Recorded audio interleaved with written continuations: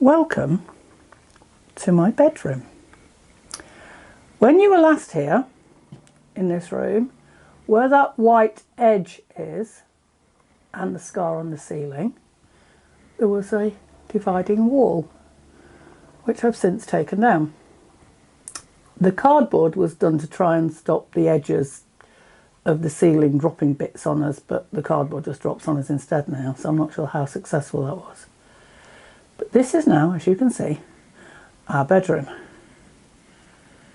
We moved in here about a year ago. That torch is acting as a bedside light. I'm not sure it makes a vast amount of difference. And we now sleep in here. There is still quite a bit of stuff stored, filing cabinet, random boxes and things, but we have the luxury of a fireplace. It's not the world's greatest fireplace. You might be able to see the scar on the wall where the cast iron fireplace should have been. That had long since been removed when the quote improvements unquote were done, and so we've just got a straight up tube in the wall, which does mean that when it rains, we know it rains because, well, we can hear it hissing into the fire. But it does mean this room is slightly warmer than store stump because we have a fire. And if I carefully pan round back the other way and up, the timber is what's left of the wall, and that's going to be turned into the Jenny shed, or at least some of it. And we have a ceiling. Posh, ain't we? And at the edges of the ceiling, you can see the last of the dry lining and a second ceiling. So actually this room is quite cosy. Apart from a few little gaps, there are some pipes over the bed from the hot press or airing cupboard. Most of them have been removed, but that black one is the overflow from the cold water tank, which does get condensation and does sometimes drip, so we have to leave that, but it does make it a bit drafty. And we have poked a bit of bubble wrapping around the edges, but it still gets a bit drafty. And we have a bit of a temporary curtain rail situation there, because the curtain rail, as you can clearly see, is propped up against the wall. However, that's concrete. It's a concrete lintel above it, and I haven't got around to sorting that out yet. And I'm going to briefly dip down. So that's our ensuite. Posh, aren't we? The little camping shelves are now a washstand, and we have a porta potty in the corner which we use during the night.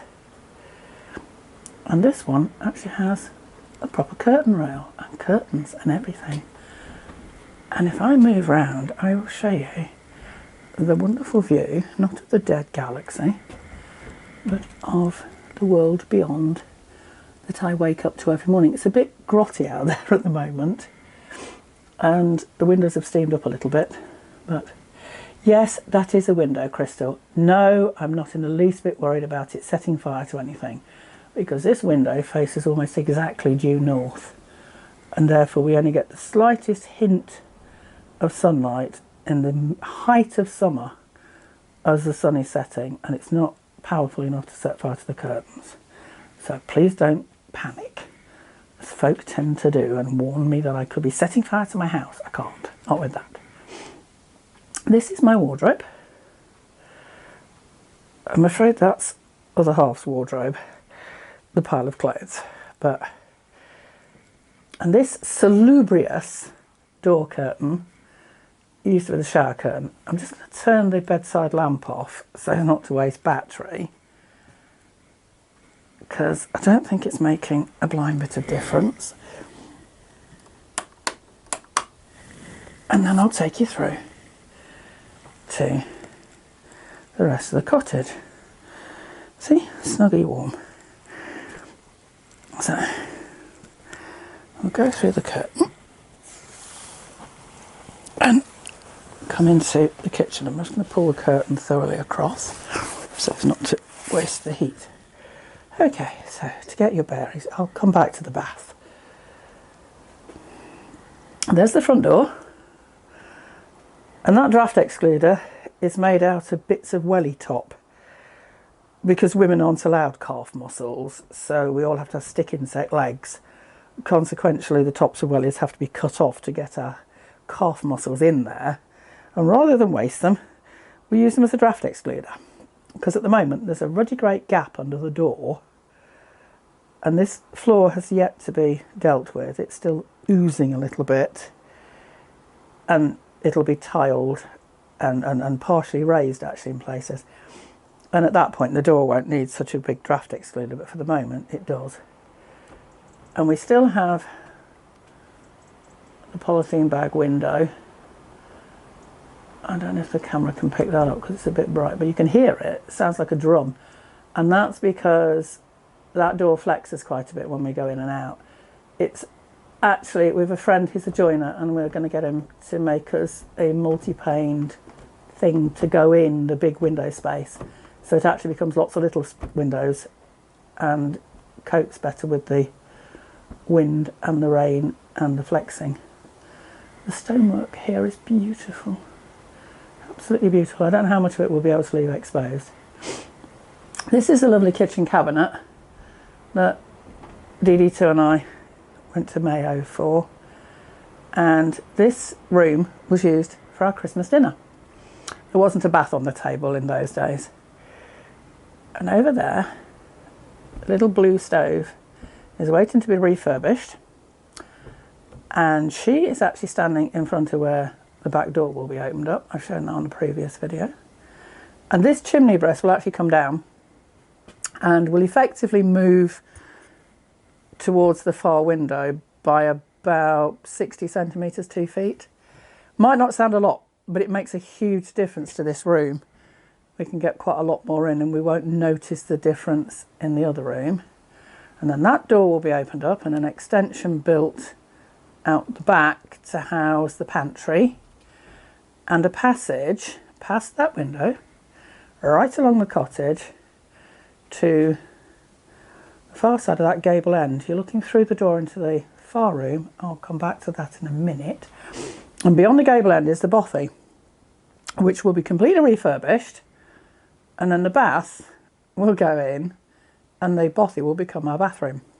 It's sitting on the kitchen table because it was waiting outside to go into the bothy, but we've had a few gales lately and I didn't want it ending up in County Cavan, so it got brought in, and we have a sense of humour, so the rubber ducks got sat on it. We have actually used the bath a few times, but you have to obviously fill it manually at the moment, and it will be quite a luxury to have it plumbed in. But you don't want a bathroom within these little cottages because they suffer badly enough with damp, and by the time you've done the washing up, there is a functioning sink here. See, sink. Taps don't function, but the drainage bit does. And we have a cooker. That's the cooker that cooked our Christmas dinner. It's a gas cooker, and that's its temporary splash back and heat proofing. That's actually earmarked to be the roof of the Jenny shed, but it's the same stuff that's going on the roof of the cottage. Yes, it's wrinkly tin. Yes, it's actually galvanised steel. Yes, it will make a noise when it rains. And yes, it will be insulated. And yeah, there are still a few Chrissy deckies up because we were a bit busy and never got around to taking them down, frankly. So yeah, this is our temporary kitchen. Although we're not actually using it at the moment. But these are dust sheets that made a perfectly functional ceiling, although they do not offer anything like the insulation that the double ceiling next door does offer. So we're not actually using this as a kitchen at the moment because it's freezing, and we're back using the kitchen in Bridlington. And again, view out of a slightly steamy window. It's pretty good, isn't it? It's not bad. And that sort of patio really, that's where the Jenny shed's going to be going. And then coming back through, in there is just at the moment storage of junk. And this gap is about 30 centimetres or a foot wide, and I'm going to have to shimmy sideways. So that will be the first room finished, funnily enough. That will become our bedroom. I'm going to come back because I'm not that thin. I don't think I was ever that thin. In here will be the kitchen. And although the big stack is coming down because it's manky and has had it, it will effectively be rebuilt, really. And it will house the gas cooker and the little solid fuel stove in an arched area. The gas bottle will be outside by then. And there will be a slightly better sink unit in this area. So that's not a bad view to look at when you're walking up, is it? Only be better if it wasn't so steamy. And yeah, this will be our main room.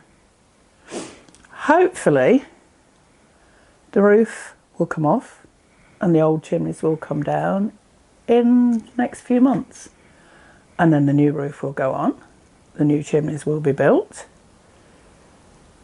and then it'll be full steam ahead to get the bedroom and little ensuite finished before the winter. And they're the main tasks. And anybody who's watched all the videos so far will know this is actually the third plan of how the interior of this cottage is going to be laid out. Stick with it. Yeah, you'll be the first to know then if it's the final plan. But it's bitterly cold today, and it's howling gales, and it's chucking it down with rain, and it's threatening snow later. But I thought you might like to see how we're getting on in the cottage.